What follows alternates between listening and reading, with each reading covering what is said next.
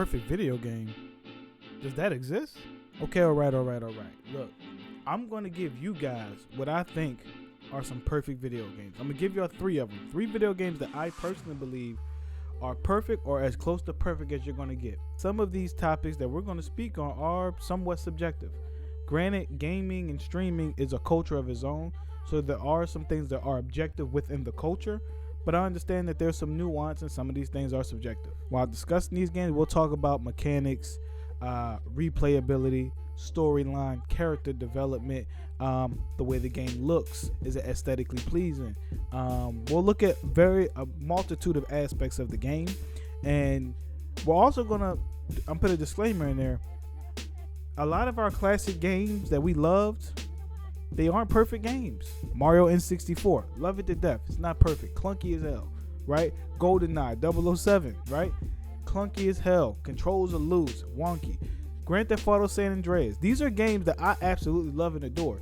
But when you're looking at them from an objective lens as you can, they're not perfect games at all. They're actually very flawed, but they're revolutionary, and they are pillars in the community. Those are almost like Mount Rushmore games. Games that aren't nowhere near perfect, but they started something. They were very impactful, and we enjoyed them for the time that they came out, and sometimes we still can enjoy them today. So the first game on my list, to no one's surprise, is Last of Us, the first one. I don't believe there's anything more you could do to this game. I think this game answered all questions. I think this game gave you every emotion you needed to have. It gave you happiness. It gave you sadness. It gave you confusion. It gave you suspense. It gave you tension. It gave you character development, right? You got everything you wanted out of this game, on top of a storyline such as a zombie apocalypse where everyone is fending for themselves and finding the right people to click up with. This game was absolutely amazing. The game also felt good. The mechanics were great. It got to a point where I was playing this game and I forgot that I was playing a game.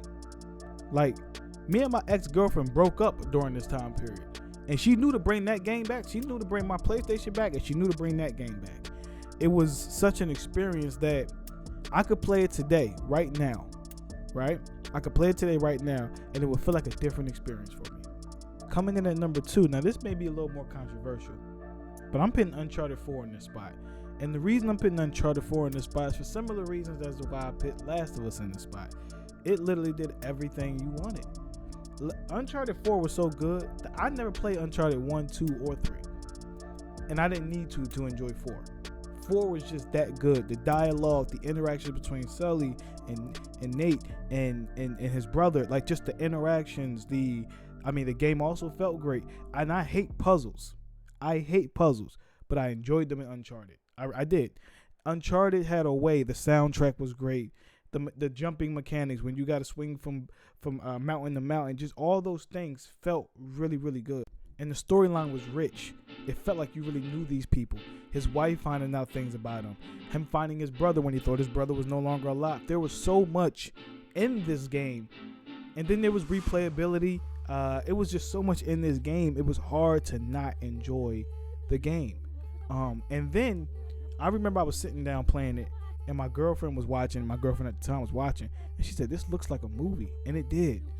The game is very aesthetically pleasing. It plays very well. The soundtrack is amazing. I have no complaints about Uncharted 4, not at all. So Uncharted 4 is my number 2 game. Coming in at number 3 is God of War 2018. I'm a huge God of War fan. That's number 1. I'm going to be honest. But this game revolutionized an entire franchise.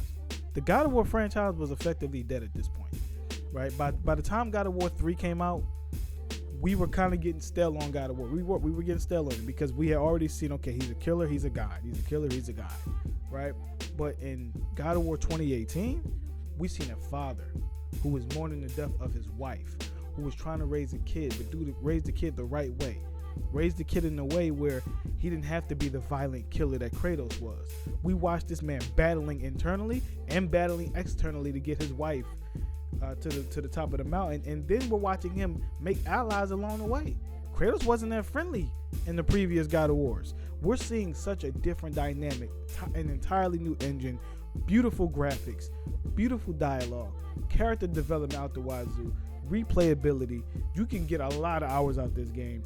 you can unlock a lot of stuff out of this game, and and Kratos' axe is probably the best item in all of gaming history to play with. It's super fun.